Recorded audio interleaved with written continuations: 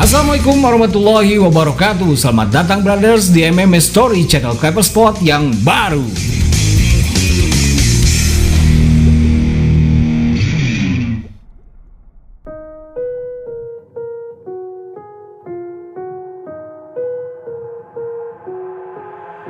I've got an itch I can't scratch, I'm missing a piece that completes a whole part of me, an open wound scar. Perebutan juara setiap divisi silih berganti diadakan di hampir setiap event pay-per-view UFC. Namun ada yang menarik dan mengejutkan di tahun ini di beberapa title fight. Beberapa title fight melahirkan para juara baru sekaligus mengakhiri dominasi dan kedikdayaan para juara bertahan yang sebelumnya sangat berjaya dan tak pernah ditaklukkan. Mari kita bahas para juara baru UFC di tahun 2022 yang mana mereka akhirnya mampu merubah dan menghidupkan kembali tatanan kompetisi menjadi jauh lebih menarik dan lebih seru.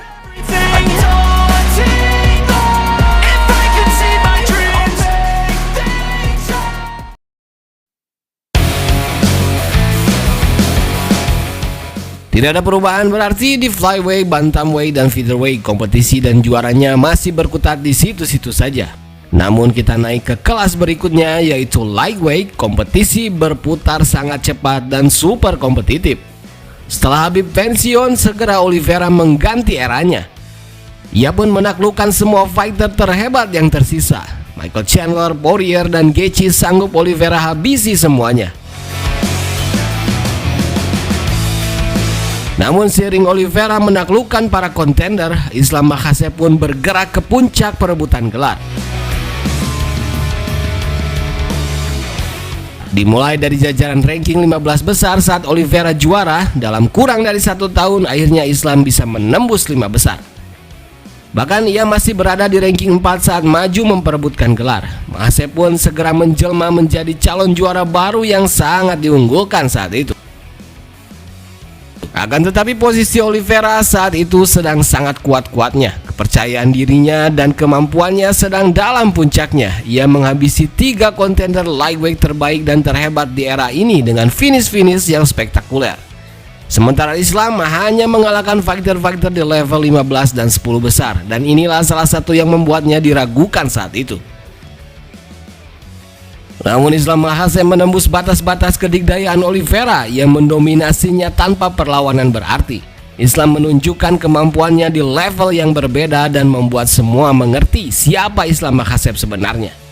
Dan kini era baru lightweight pun dimulai, era di mana Dagestan kembali menduduki tahta tertinggi di divisi ini. Dan tentu saja di tahun depan lightweight akan jauh lebih seru.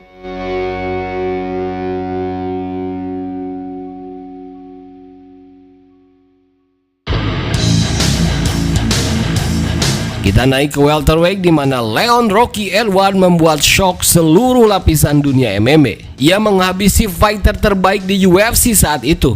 Kamaru Usman bukan hanya juara welterweight, namun ia juga memuncaki ranking 1 pound for pound UFC saat itu. Tak heran kemenangan Edward begitu mengejutkan dan era baru divisi ini pun dimulai.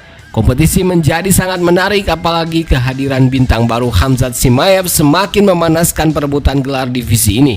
Belum lagi sedikit demi sedikit Shavkat Rakhmonov mulai melaju menuju puncak. Diprediksi tahun depan divisi ini akan melahirkan pertarungan-pertarungan yang spektakuler.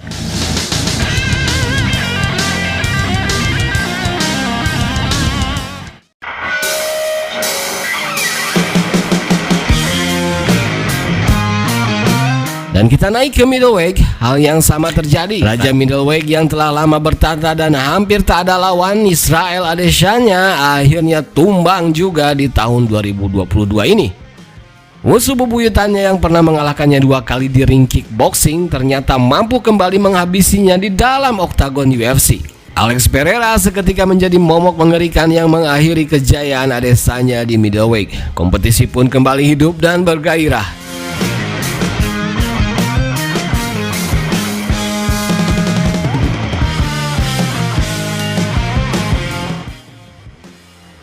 Lalu kita naik kembali ke light heavyweight. Divisi ini pun begitu kompetitif di tahun ini. Setelah di 2021 Teixeira mengejutkan dunia dengan menjadi juara tertua di UFC, di tahun 2022 ini juara baru yang meregenerasi dan menyegarkan light heavyweight pun lahir. Ialah Jiri Prochazka muncul dan menaklukkan Teixeira. Pertarungan mereka berlangsung luar biasa, keduanya mati-matian bertarung untuk gelar ini. Tak heran pertarungan mereka mendapatkan penghargaan Fight of the Year di tahun 2022 ini. Tak lama Jiri Prohaska cedera dan melepas gelarnya. Juara baru hampir saja akan lahir kembali di divisi ini. Magomed Ankalaev versus Jan Blachowicz diadu untuk memperebutkan gelar yang kosong. Namun kontroversi besar terjadi, keduanya dianggap seri oleh juri sehingga tak ada satupun dari mereka yang menjadi juara. Dan sampai saat ini gelar juara light heavyweight masih kosong tak bertuan. Namun meski begitu, secara moral Jiri Prohaska masih memegang sabuk juara light heavyweight di tahun 2022 ini, maka ia masih menjadi juaranya.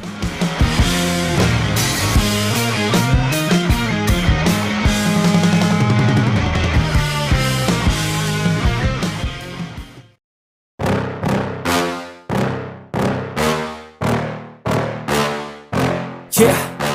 Menyambut 2022-3 besok, tentu saja dengan para juara baru ini kompetisi para fighter UFC akan semakin menarik. Dan juga mereka akan menghadapi ujian yang sebenar-benarnya, karena semuanya akan lebih sulit di tahun depan.